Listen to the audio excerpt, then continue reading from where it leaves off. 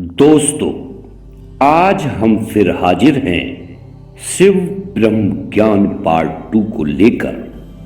आप सभी जानते हैं, हर एक व्यक्ति की यह इच्छा रहती है कि उसका जीवन सुख और समृद्धि के साथ बीते। इसके लिए वह दिन रात मेहनत करता है और पैसे कमाता है। मैं आशा करता हूं आप सभी को सुख और समृद्धि और आनंद की प्राप्ति हो। कहते हैं कि शास्त्रों और पुराणों में अच्छा जीवन जीने के लिए कई तरह के नियम बताए गए हैं। उन उपायों का अनुसरण कर व्यक्ति जीवन को सरल और सुखी बना सकता है। कोई भक्त यदि भगवान शिव को सच्चे मन से याद करता है तो उन्हें भगवान शिव की कृपा मिलती है। शिव पुराण में भगवान शिव की महिमा का वर्णन है। कहते हैं कि इस महापुराण में मनुष्य के समाधान के लिए कई छोटे छोटे उपाय हैं, जिनमें जीवन को सुखी, धन प्राप्ति और समृद्धशाली बनाने के लिए इस महापुराण में क्या क्या उपाय बताए गए हैं, आइए जानते हैं।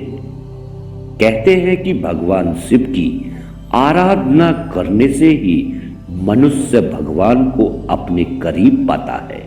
आप जानते ही होंगे कि देवता मंत्र के अधीन रहते हैं और मंत्र शक्ति का व्यापक प्रभाव है।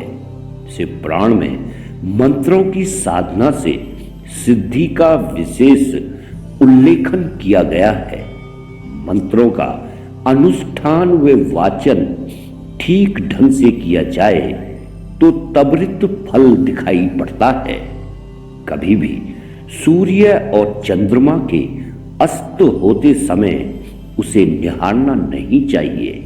ऐसा करने से जीवन में नकारात्मक हावी होने लगती है।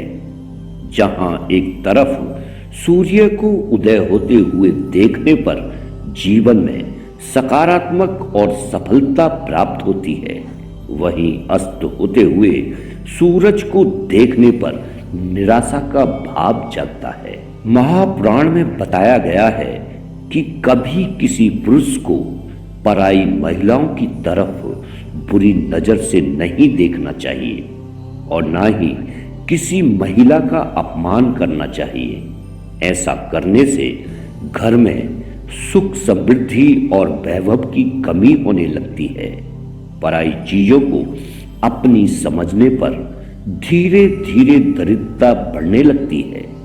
कहते हैं शास्त्रों और पुराणों में दान का विशेष महत्व बताया गया है। दान करने से भगवान की कृपा मिलती है। इसके अलावा समय समय पर दान करने से कुंडली में अशुभ ग्रहों का प्रभाव कम होता है। अगर दान का आपने संकल्प लिया है तो उसे उसी तिथि पर करना चाहिए जिस तिथि पर दान देने का प्रण लिया है। जितना महत्व रोजाना पूजा पाठ और आराधना का होता है, उतना ही घर और समाज में रहने वाले लोगों को सम्मान देने का महत्व होता है। ऐसे में कभी भी अपनों से बड़े लोगों, माता पिता, गुरुजन, गरीब और असहाय व्यक्तियों के साथ महिलाओं का अपमान नहीं करना चाहिए। इन सभी का अपमान करने पर धीरे धीरे दरिद्रता बढ़ने लगती है।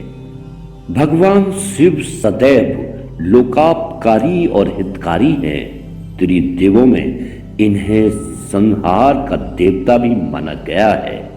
अन्य देवताओं की पूजा अर्चना की तुलना में शिवोपासना को अत्यंत सरल माना गया है। अन्य देवताओं की भांति सुगंधित पुष्प मालाओं और मीठे पकवानों की आवश्यकता नहीं पड़ती।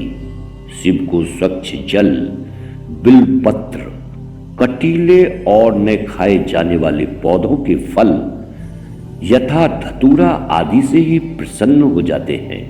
शिव को मनोरम वेशभूषा और अलंकारों की आवश्यकता भी नहीं होती।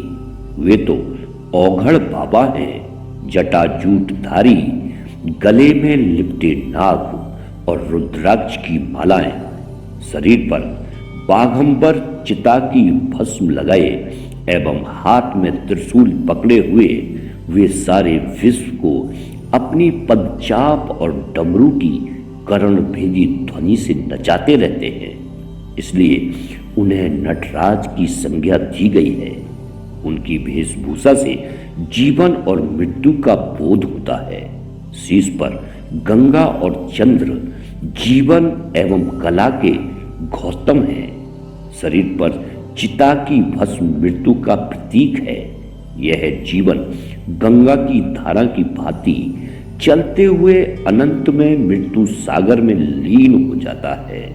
शिव पुराण में कलयुग के पाप कर्म से ग्रसित व्यक्ति को मुक्ति के लिए शिव भक्ति का मार्ग सुझाया गया है। पुराणों में बताया गया है कि मनुष्य को निष्काम भाव से अपने समस्त कर्म शिव को अर्पित कर देने चाहिए। तो दोस्तों, ये विधियां आपको कैसी लगी? अगर आपको ये विधियां पसंद हैं तो आप हमारे चैनल को लाइक करें, शेयर करें और सब्सक्राइब करना न भूलें। धन्यवाद।